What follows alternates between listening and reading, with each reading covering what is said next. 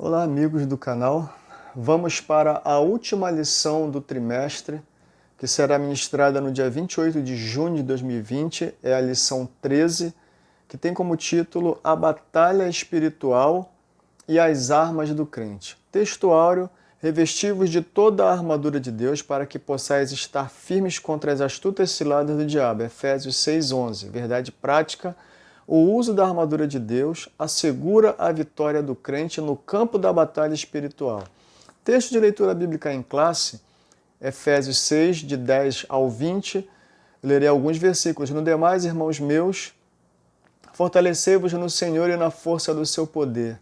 Revesti-vos de toda a armadura de Deus para que possais estar firmes contra as astutas ciladas do diabo.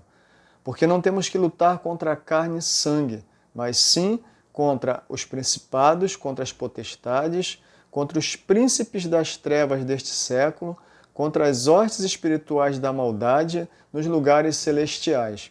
Portanto, tomai toda a armadura de Deus para que possais resistir no dia mau e, havendo feito tudo, ficar firmes. E o verso 18, orando em todo o tempo, com toda oração e súplica no Espírito e vigiando nisso com toda a perseverança e súplica por todos os santos. Vamos para a introdução. A introdução diz: ao finalizar a epístola aos Efésios, o apóstolo convoca a igreja para lutar e resistir aos inevitáveis conflitos contra as forças espirituais da maldade. Os soldados de Cristo precisam revestir-se de toda a armadura de Deus, é o que veremos na presente lição. Então, o convite é esse, né? Como nós aprendemos na nossa vivência cristã, quem já está há muito tempo na igreja sabe, nós somos soldados de Cristo. Somos soldados de Cristo, né?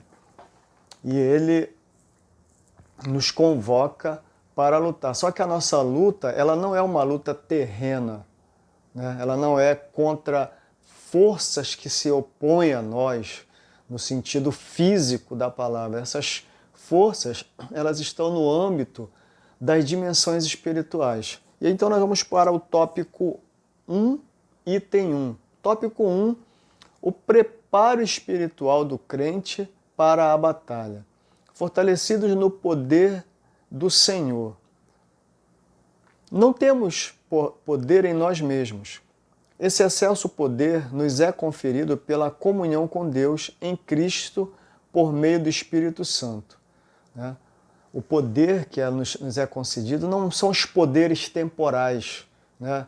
O poder do dinheiro, o poder das relações, o poder de uma boa oratória, né? Não são esses poderes, o poder da atração, o poder disso, o poder daquilo, não. Esses poderes que nós estamos aqui falando são questões relacionadas à vivência espiritual. Esses poderes espirituais, eles são refletidos na vivência na vivência terrena, na vivência física, né? Então, esses poderes, eles são refletidos, por exemplo, quando nós somos afrontados, somos ameaçados, alguém diz que vai fazer isso e aquilo conosco, e nós temos a capacidade de respirar e não revidar aquela agressão verbal, muitas vezes uma agressão física que alguém gratuitamente impinge contra nós, né? Então, o poder que nós temos é esse poder do cuidado, da atenção, da não investida no sentido de fazer a mesma coisa que o outro está fazendo contra nós. É muito bom nós termos o Espírito Santo no nosso coração, porque quando nós temos o Espírito Santo, nós conseguimos às vezes enxergar até o que está acontecendo com aquele que está agindo de uma maneira que dele não se espera. Às vezes é um sentimento, é uma dor, é uma mágoa, é algo que ele guarda dentro de si e que a única maneira dele reagir é promovendo agressões, frustrações, né? O crente fiel, aquele que se dedica a adorar ao Senhor com integridade, ele é capaz de perceber essas coisas e não afligir ainda mais aquele que já está em sofrimento, né? O poder do Espírito Santo, né? Por isso diz assim, precisamos estar fortalecidos por meio da renovação da mente. É o verso 4:23. O que ele nos diz lá no 4:23? Ele nos diz exatamente o seguinte. Ele nos diz, vos renoveis no vosso sentido, no espírito do vosso sentido, ou seja, os nossos sentidos, eles não são mais sentidos que agem conforme um homem material, um homem natural, né? Os sentidos agora, eles são aguçados, eles são sentidos guiados pelo Espírito Santo. E quando nós temos uma mente renovada por Cristo, nós somos capazes, como eu acabei de falar, de refletir sobre as nossas ações. Esse poder que nos é dado para respondermos com mansidão, né? Com mansidão e perseverança, com mansidão e ato de misericórdia, com mansidão e o amor de Deus, o amor ágape. Eu estava vendo alguém falar hoje sobre o amor ágape, que nós temos que praticar o amor de Deus. Eu entendo que o amor de Deus, o amor ágape, ele é o amor de Deus. Nós somos transformados e o Senhor nos capacita a agirmos de uma maneira melhorada, melhor. O amor que nós vamos dispensar agora, o nosso amor agora ele é mesclado com o amor de Deus, né? Esse amor que nós vamos praticar no sentido de praticarmos um amor que não será interesseiro, não terá segundas pretensões, mas é um amor que vai buscar sempre agir no sentido de saber exatamente o que vai no coração do outro e tentar não fazer com que ele sofra ou com que ele seja prejudicado por nós, né? Então, nós temos que agir dessa maneira, ou seja, temos que ter uma vida de santidade, sendo cheio do Espírito Santo. O que é ser cheio do Espírito Santo? Ser cheio do Espírito Santo é agir com prudência, é agir com atenção, é agir com atos de misericórdia, é viver uma vida ética e moralmente correta, ainda que os outros nos vejam como se nós fôssemos bobos, como se nós fôssemos, desculpa a expressão, otários, né? É viver uma vida de equilíbrio, né? O crente que tem o Espírito Santo no coração, tudo dele, ele procura primeiro verificar se aquilo está correto, né? Nós temos visto tantos problemas acontecendo no nosso ambiente por causa, às vezes, todo o grupo cristão é taxado como desonesto, como aproveitador, como isso, como aquilo. E, na verdade, nós sabemos que em todos os setores sociais, onde existe ser humano, com toda certeza haverá problemas. Onde existir ser humano, haverá desonestidade, haverá comportamentos dos quais não se esperam. Mas o crente de verdade, aquele que entrega o seu coração inteiramente para Deus, ele sempre vai buscar fazer a coisa correta. Como diz o Salmo 15, eu sou apaixonado, o verdadeiro cidadão do céu, eu sou apaixonado por esse salmo, diz o seguinte, que o verdadeiro cidadão do céu é aquele que mesmo com dano seu, se ele firmou determinada coisa, ele não vai mudar. Se ele firmou um contrato, se ele prometeu alguma coisa, se ele disse que ia fazer, e ainda que aquilo lhe seja prejudicial, a postura dele é de cumprir aquilo com o qual ele se comprometeu, né? Então, a viver a vida santa, ser cheio do Espírito Santo é exatamente isso. É fazer aquilo que pode não agradar os nossos iguais, aqui na dimensão horizontal, mas na dimensão vertical, nós temos o objetivo de agradar a Deus, e nós estamos agradando a Deus, né? O item 2 do tópico 1, vigilantes em toda oração e súplica. Paulo enfatiza a necessidade de uma vida cristã permeada pela oração.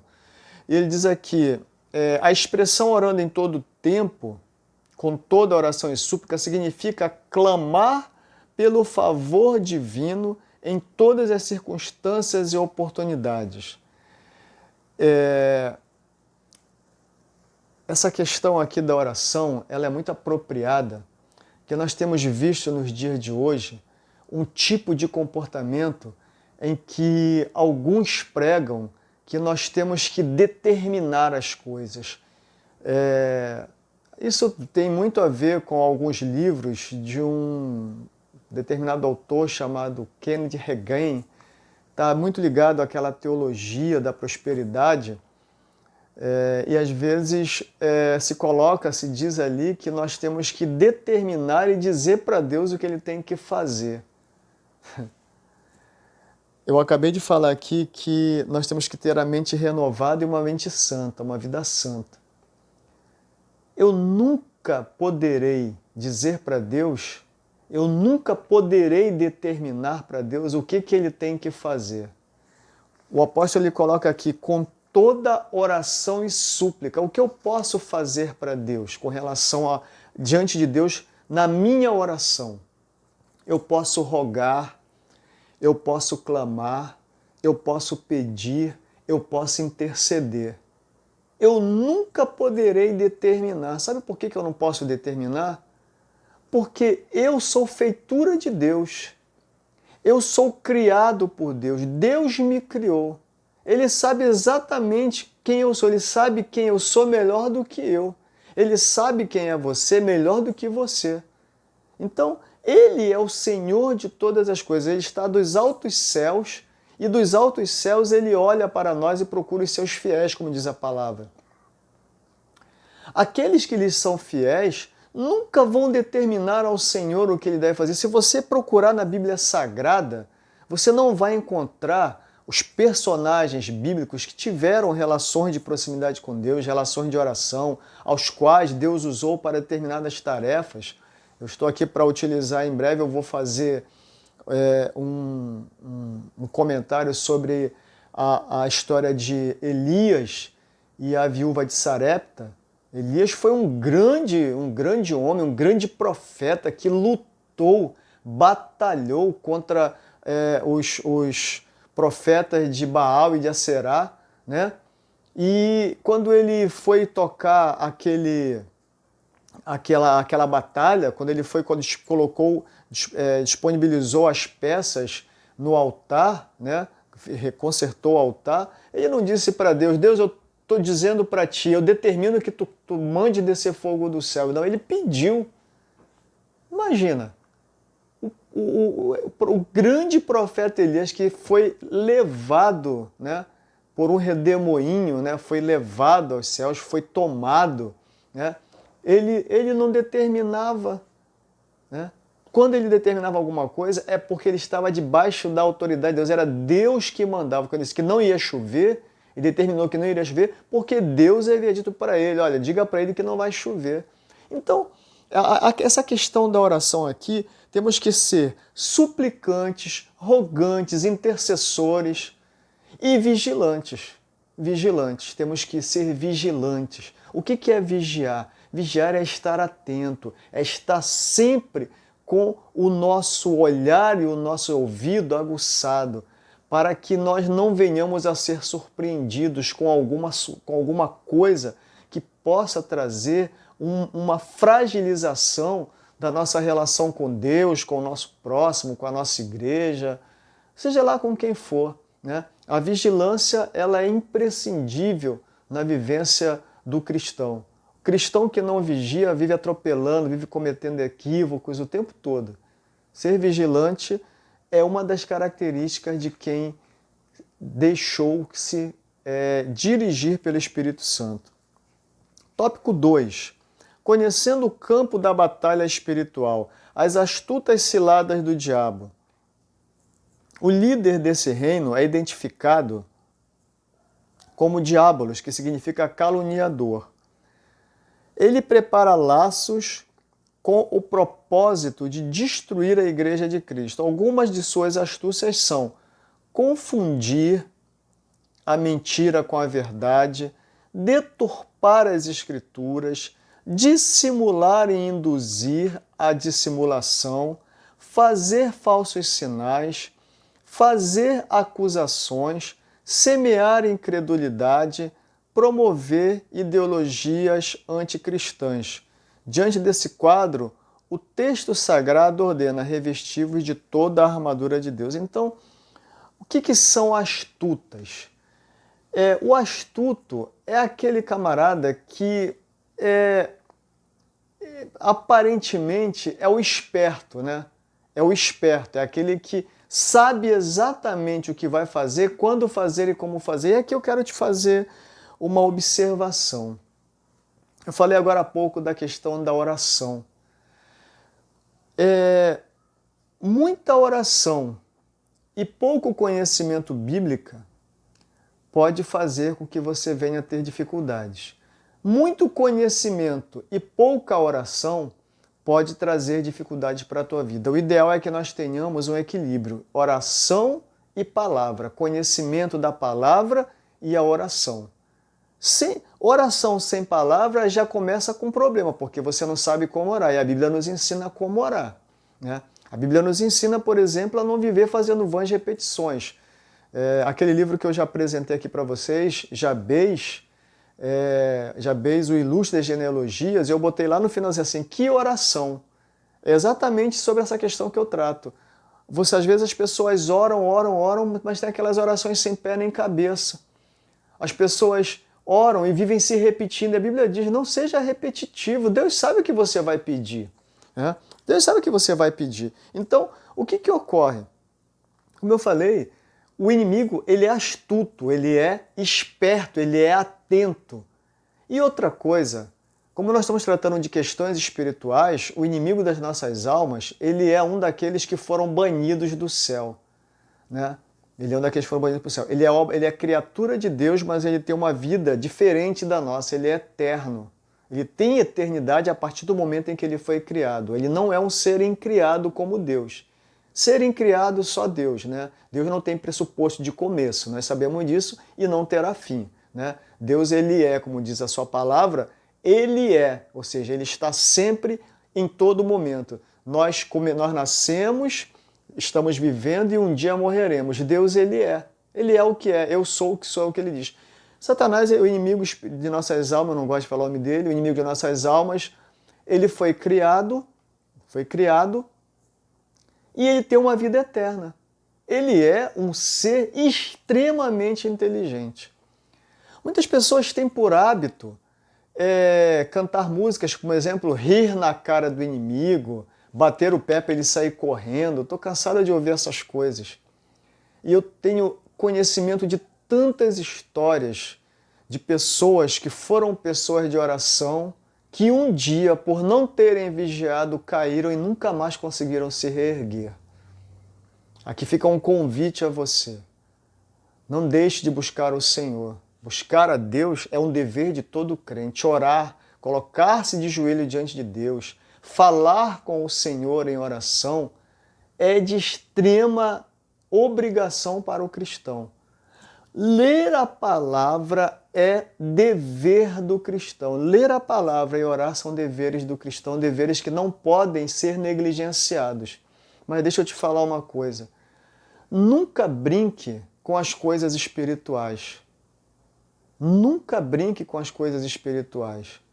Não acredite nessa história de que você vai rir na cara dele, vai bater o pé, ele vai sair correndo, que as coisas não funcionam dessa maneira. Se você olhar lá em Judas, uma certa batalha, eu não consigo entender com clareza aquela questão, mas existe um relato de que quando o anjo, se me falha a memória era Gabriel, não lembro, eu vou procurar e depois eu coloco aqui para vocês, ele disputava o corpo de Moisés com o inimigo, e esse anjo, que era um anjo de Deus, ele disse o seguinte, a palavra diz que ele disse o seguinte, o Senhor te repreenda. Ele não riu na cara do inimigo. Se você for lá para Daniel, quando Daniel orava, Deus respondeu a oração de Daniel no primeiro dia, mas a resposta da oração, ela levou 21 dias para chegar.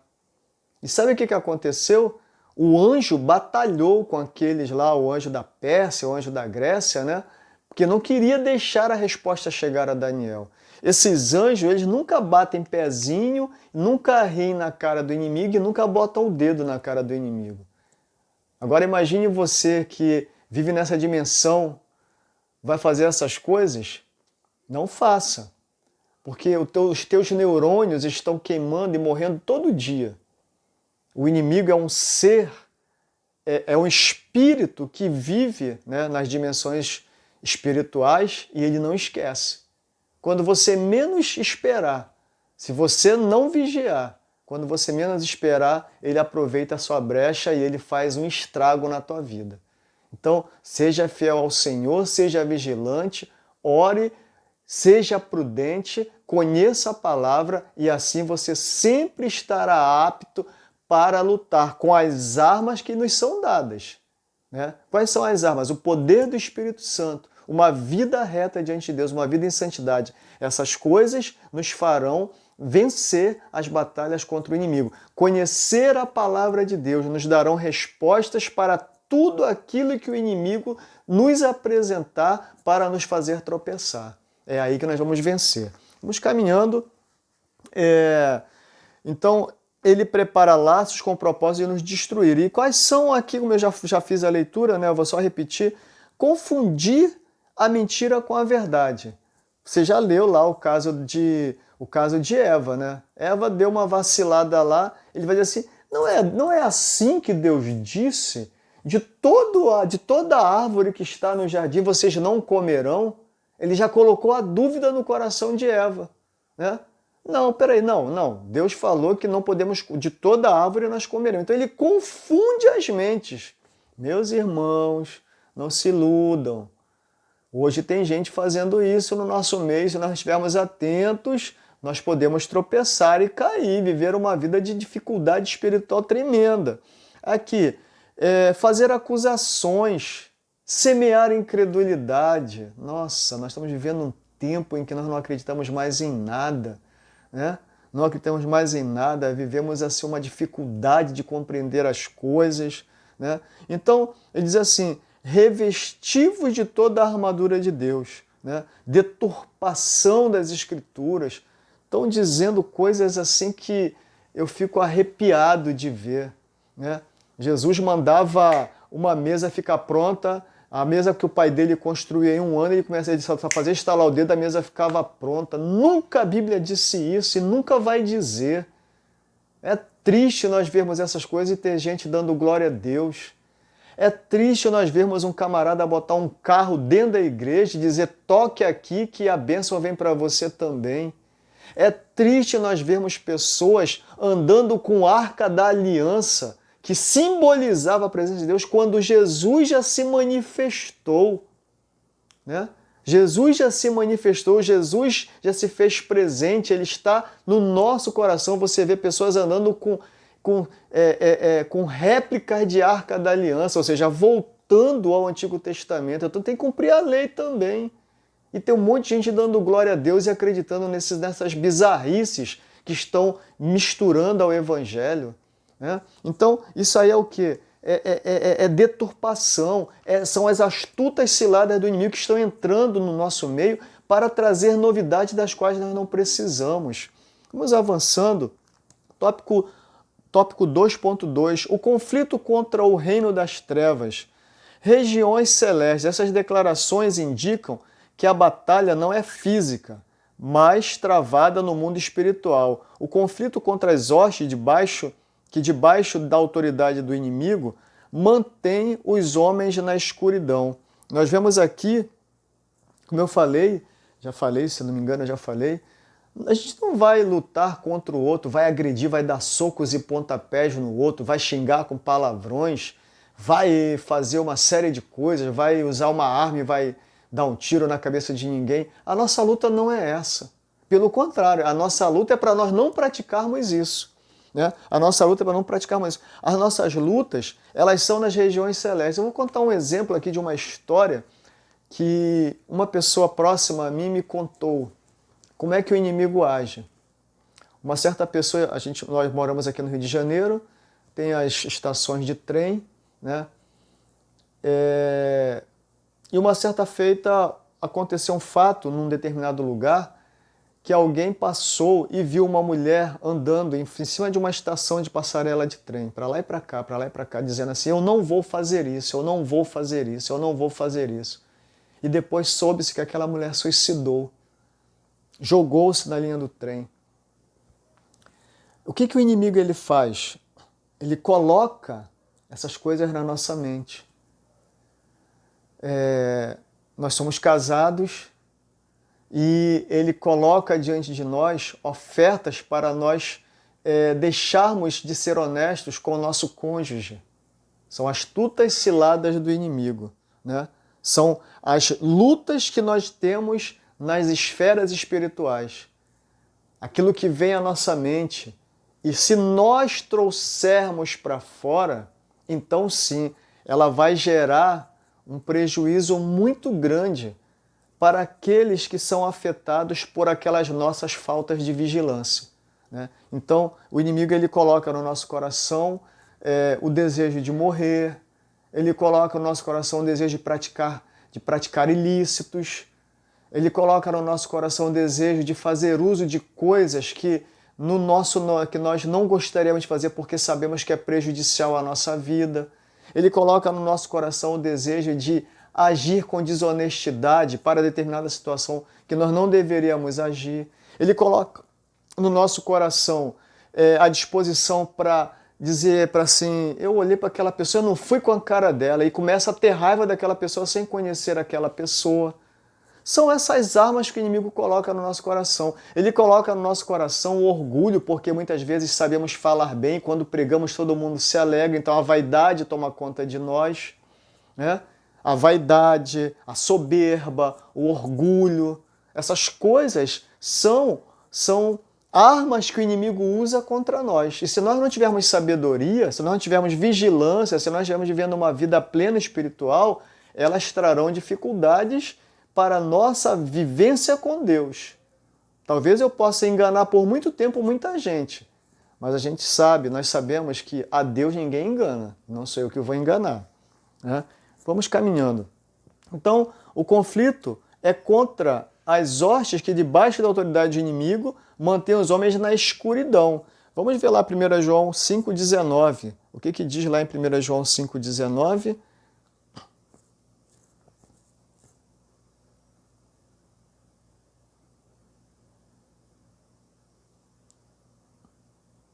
Diz o seguinte: sabemos que somos de Deus e que todo mundo está no maligno. É isso. Só pertencemos a Deus. A palavra fala que o Deus deste século cegou o entendimento das pessoas.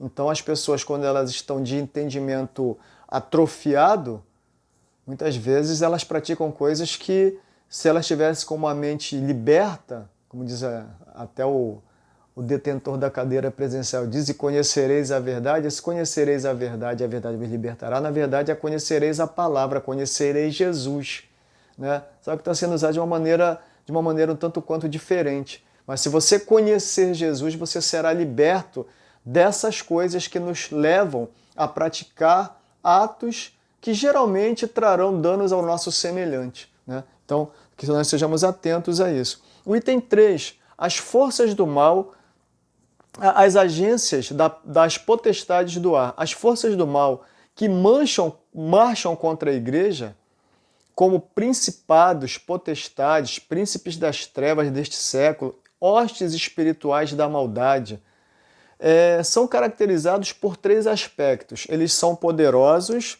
eles são malignos, eles são astutos.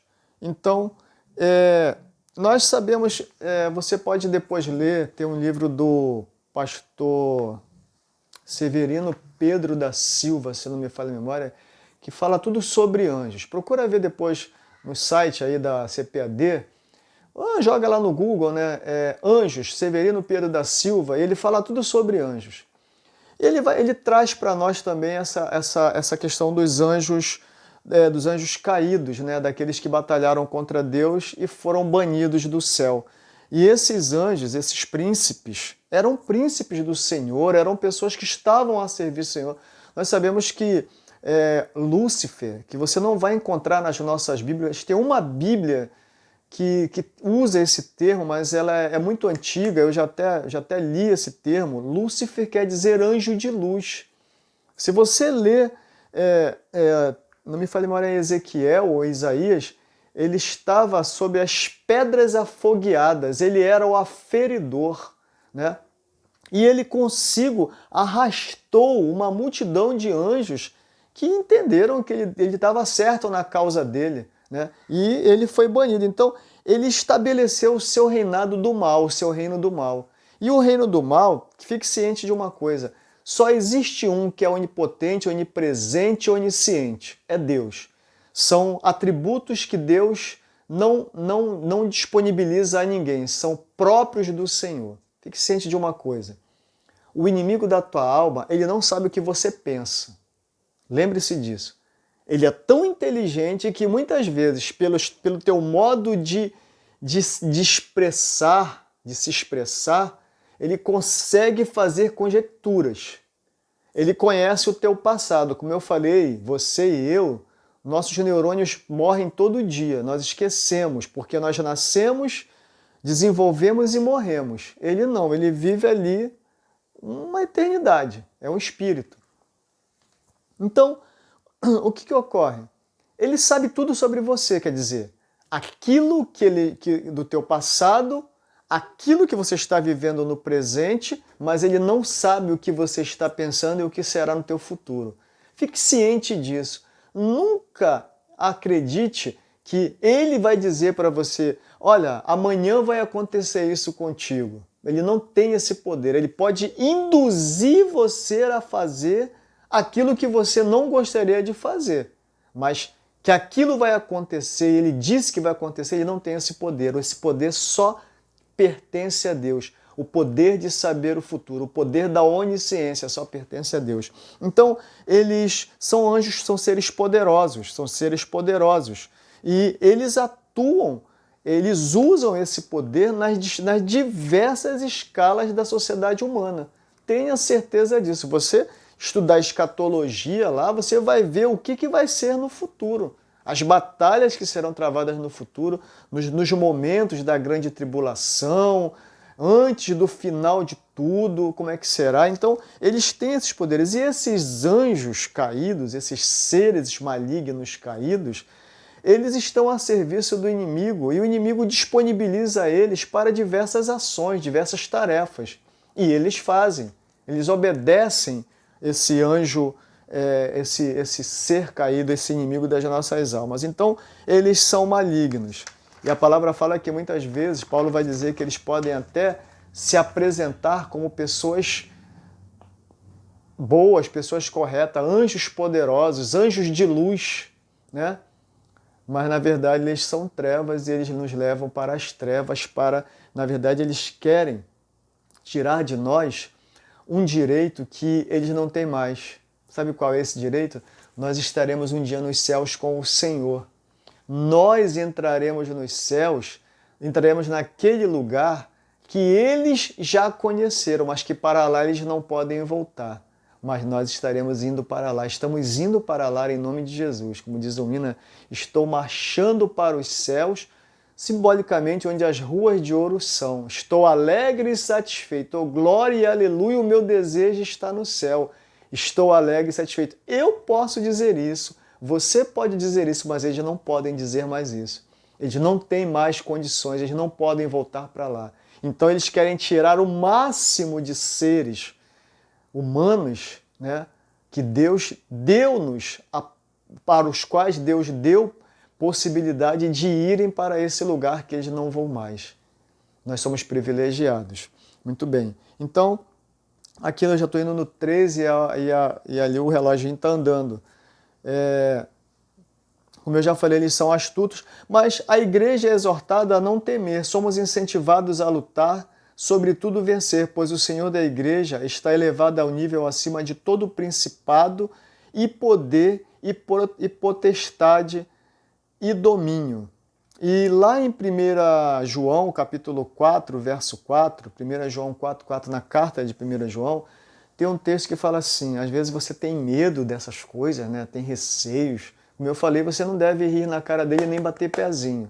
Mas você pode clamar o sangue de Jesus, porque a palavra fala assim, que maior é o que está em nós do que o que está no mundo. 1 João, você pode ler lá 1 João 4, 4. Maior é o que está em nós. Então eles podem ser poderosos, eles podem estar a serviço do inimigo, eles podem induzir-nos a fazer coisas, mas se aquele que está em nós estiver tendo a primazia na nossa vida, nunca ele conseguirá qualquer coisa contra nós. Eu disse nunca, se você for fiel ao Senhor, se eu for fiel ao Senhor, se eu for temente ao Senhor, se eu agir com probidade para com o Senhor sempre estará comigo para me fazer vencer as batalhas. O Senhor sempre estará com você para fazer você vencer as batalhas. E aí caminhamos para o item 3, as armas espirituais indispensáveis ao crente. A armadura completa de Deus. Ele coloca aqui, a expressão toda armadura traduz o termo grego panóplia, que significa a armadura completa de um soldado fortemente armado. Eu estava lendo nos textos, nos meus livros, eu tenho um aqui que eu posso te mostrar, acho que já até te mostrei, ó. Esse aqui, ó, é muito interessante esse livro. Eles dizem que essa arma é uma arma completa, era uma arma pesadona, era uma arma... Paulo estaria fazendo referência aqui porque tinham as armaduras gregas e as armaduras romanas, vários tipos de armadura. Essa aqui seria uma armadura romana, até porque Paulo ele foi preso, ele viveu ali, ele conheceu a guarda pretoriana, como nós sabemos, ele andou no mundo romano, ele conhecia quais eram as armas dos soldados romanos. E ele estava falando dessas armas. Então, ele está fazendo referência a uma arma pesada, ou seja, o crente ele tem que ser um crente completo. Ele não pode ser meio crente, ele não pode ser um crente mais ou menos. Hoje eu vou, talvez amanhã, hoje eu vou para a igreja, amanhã eu não vou. Hoje em dia estão muito nesse negócio do chamado desigrejados, né? A igreja não, para essa gente, a igreja não serve mais, agora a igreja dele é a igreja que ele acha que ele tem que ir, qualquer igreja para ele serve. Só que a gente aprende que a palavra de Deus ela nos ensina, na Bíblia, que nós temos que ter laços de comunidade, né? O fato de eu ser igreja não quer dizer que eu posso ir para aqui, para cá e para acolá. A Bíblia nos ensina, Paulo vai sempre nos ensinar isso. Nós temos que ter laços, criar vínculos. E é difícil eu ir para um lado, para outro e para outro e criar vínculos dessa forma. Então eu, particularmente, eu não sou favorável a essa ideia de que não precisamos mais ter templos para nos reunirmos. Eu penso que os templos eles são importantes desde que eles sejam utilizados para a finalidade para as quais eles são preparados, ou seja, adorarmos a Deus. Qualquer outra finalidade que seja diferente dessa, com certeza é equivocada, né? Mas então nós vemos aqui,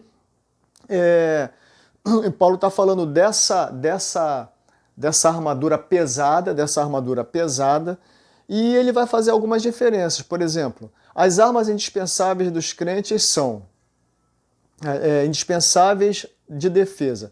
Vejamos aqui uma lista de armas espirituais disponíveis aos soldados do Senhor.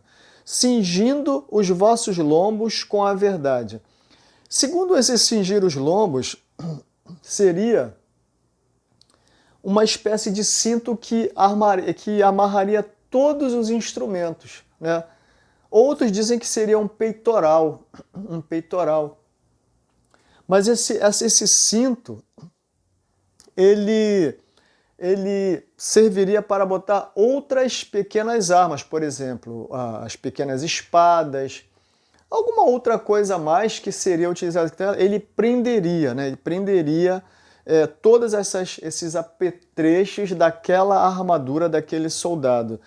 Retrata a peça usada para dar mobilidade ao soldado no combate. Referência à doutrina de Cristo e à integridade do soldado, ou seja, verdade pela verdade, você conhecer a verdade e combater as mentiras, combater os equívocos, combater os enganos, não se associar ao mundo. Pela palavra de Deus, você estaria completamente bem preservado, bem protegido para as lutas mais duras, as lutas mais ferrenhas. Então, a verdade, a palavra de Deus ali, a vivência, o comportamento, a mente, o coração, né, as práticas, os caminhos, você estaria fazendo da maneira mais correta, ou seja, você estaria preservando-se plenamente para viver essa vida, ou seja, a tua vida estaria guardada no Senhor. Vamos lá. Vestida a couraça da justiça. Refere-se à justiça de Cristo e à retidão do soldado no campo de batalha. Né? Vestida a couraça da justiça, ou seja, o soldado ele anda, como eu falei agora há pouco, na integridade. Então, ele vai agir com correção, ele vai agir com cuidado, com atenção, ele vai proceder com integridade, com sabedoria, com estratégia. Essa será a ação desse soldado cristão. Calçados os pés na preparação do evangelho da paz. Ele diz o seguinte: confeccionado em couro, a meia bota tinha solas cravejadas para dar estabilidade. Refere-se à firmeza do evangelho que proporciona e a prontidão do soldado em testemunhar de Cristo. Eu estava vendo numa das minhas leituras, esse calçado, ele tinha travas. Essas travas era para que o soldado pudesse caminhar em qualquer tipo de terreno. O crente que está bem alimentado da palavra de Deus, ele sabe exatamente como se conduzir em qualquer situação que se lhe apresente a oportunidade de falar do Evangelho, de pregar o Evangelho. Né? Ele vai pisar o terreno com cuidado.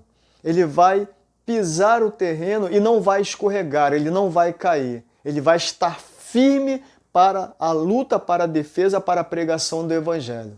Essa é uma das interpretações para esse texto. E vamos para o item D do tópico 3, item 2. Vamos para a letra D do tópico 3, item 2. Tomando sobretudo o escudo da fé. Refere-se à fé inabalável de Deus que detém a eficácia das calúnias, dúvidas e rebeliões disparadas pelo inimigo. Né?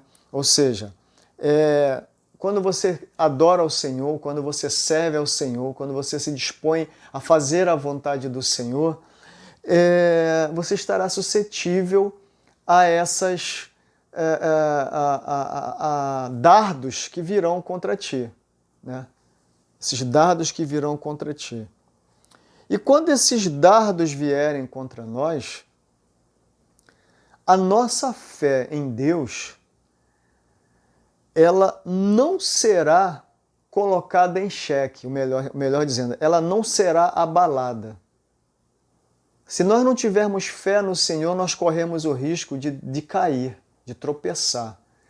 Mas mesmo que venha de onde nós não esperamos aquele dardo inflamado, né? Essa fé, né? Esse escudo da fé, ele nos preservará, porque nós estaremos guardados em Deus. O Espírito Santo estará nos protegendo para que nós não sejamos atingidos por esses atos, sejam eles quais forem. Às vezes pode acontecer na igreja, pode acontecer em casa, pode acontecer nas nossas relações sociais, alguém levantar alguma coisa contra nós e que pode nos ferir. Conhecemos tantas histórias assim de pessoas que caíram e não se levantaram. Eu já conheci pessoas que foram para mendicância. Trabalhando na rua, eu cheguei a ver uma pessoa na mendicância, uma pessoa na porta de um hospital, a pessoa tuberculosa.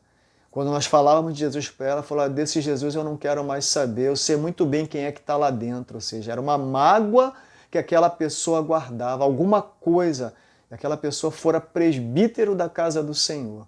mas não queria mais saber de Jesus.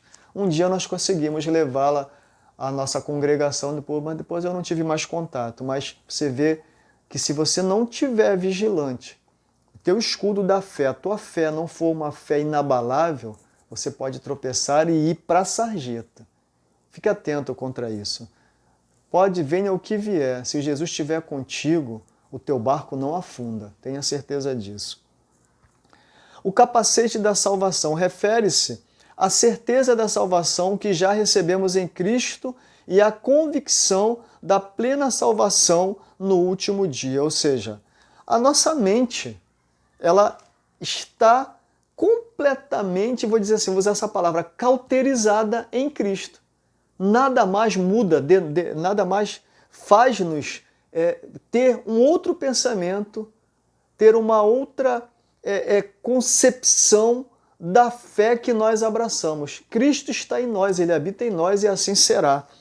E para concluir, nós ainda temos aqui o item 3.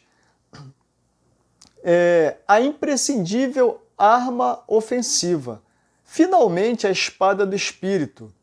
A única arma disponível tanto para a defesa quanto para o ataque. O termo grego para ela é macharia, ou macaira, ou machaira, identificada como espada curta. E isso significa que o combate é pessoal, o enfrentamento é diário e acontece corpo a corpo. A espada do Espírito é identificada como sendo a palavra de Deus, a inspirada e penetrante. Sabemos que a palavra de Deus ela é poderosa para penetrar nas partes mais profundas do nosso ser, nas divisões da alma e do espírito. Então, quando nós tivermos conhecimento da palavra, com firmeza, com atitude, aquela disposição para lutar, para avançar e se precisar recuar, para avançar, nós recuamos. Desde que a palavra seja o nosso guia, a nossa vitória já estará garantida. Conheçamos e prossigamos em conhecer ao Senhor. Conheçamos e prossigamos em conhecer a sua palavra. E assim nós vamos vencer, nós vamos resistir os dias maus. Esta é a batalha do dia a dia, todos os dias, toda hora. É uma batalha pessoal, é a luta pessoal. E nós vencemos as nossas lutas com a palavra do Senhor. Eu tenho convicção disso, eu tenho certeza disso, que eu venço, você também pode vencer. E aí, para concluir, diz o seguinte: a vitória da Igreja de Cristo contra as forças do mal é garantida pela sobreexcelente grandeza do poder de Deus. Os ardis do inimigo não podem ser subestimados, porém o reino das trevas não deve amedrontar o cristão. A Escritura convoca o salvo a combater e a vencer as potestades do ar, revestido com a armadura de Deus. Veja bem, vou ler novamente aqui. Os ardis do inimigo não podem ser subestimados. Falei sobre isso agora há pouco. Porém, o reino das trevas não deve amedrontar o cristão. Não viva com medo de fantasmas, de espíritos maus. Não se deixe levar por essas coisas.